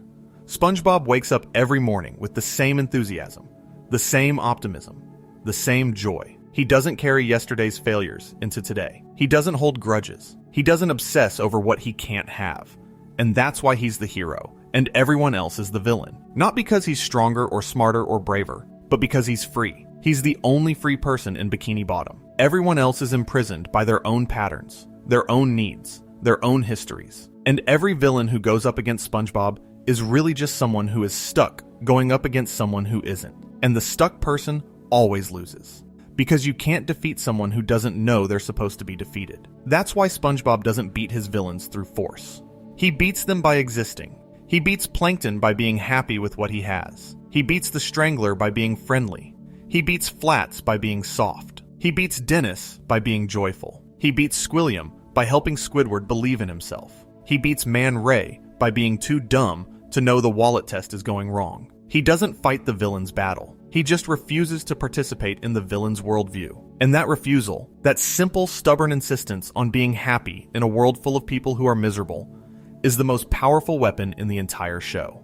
I think about this a lot, more than I probably should. But the older I get, the more I realize that SpongeBob's relationship with his villains is actually a philosophy. It's an argument about how to live. You can be Plankton and spend your entire life trying to get the thing you can't have. You can be Squidward and spend your life comparing yourself to people who have more than you. You can be Mr. Krabs and spend your life hoarding what you already have.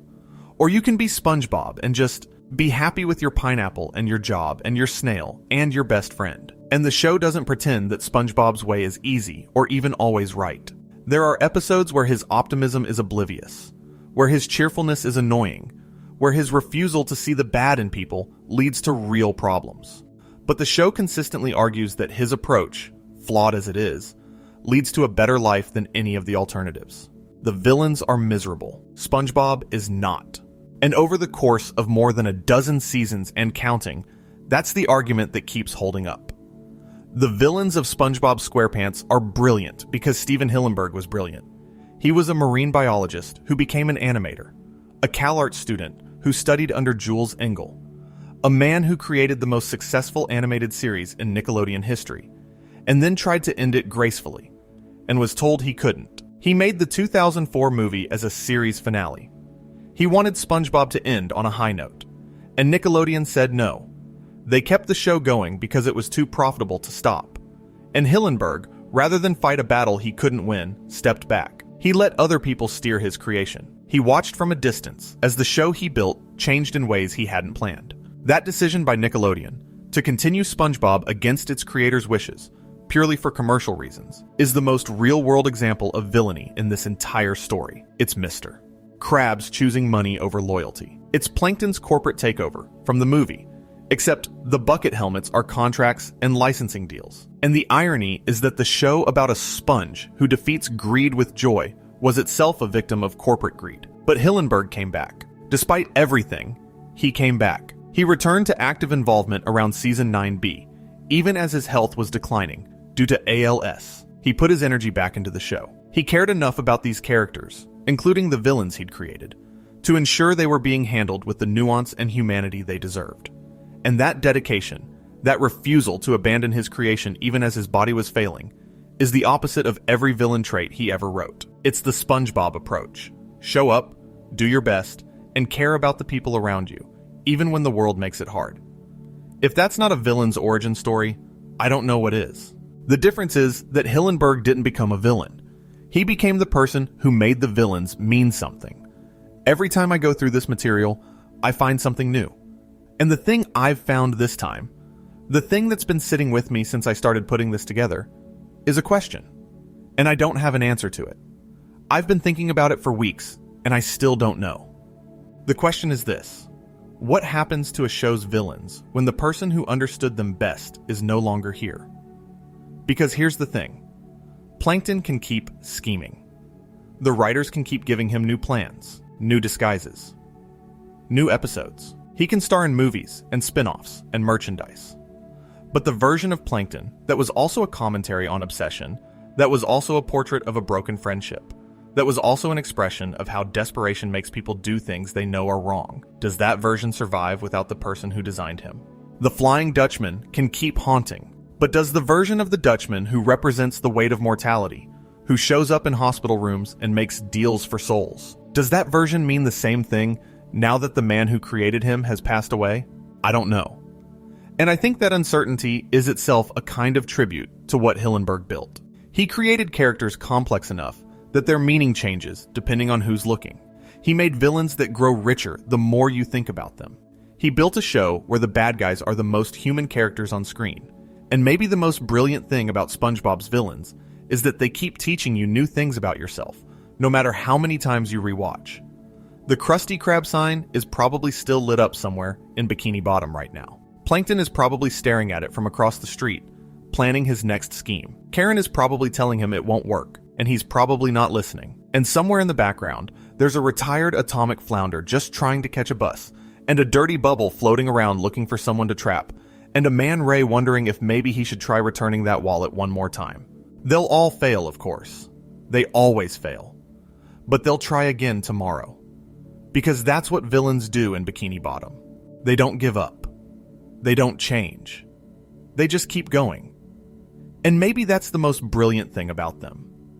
In a world of underwater absurdity, where a sponge who lives in a pineapple can save the day just by being relentlessly, impossibly happy, the villains are the ones who remind you that life isn't always like that some people are stuck, that some dreams don't come true, that some rivalries never end, and that even in the darkest, strangest, most ridiculous corners of this cartoon ocean, there's something real happening if you're willing to look for it. And if you're still watching this, if you've been here this whole time, thank you. Genuinely. Thank you for spending this time with me tonight. I know that was a lot. I know we went deep, but I think these characters deserve it. And if you can't sleep, well, that's what the next video is for. If you haven't subscribed yet, please do. It makes a huge difference for us, and it helps us keep doing these deep dives. I'll see you in the next one. Good night. Good night, everyone. Sleep well.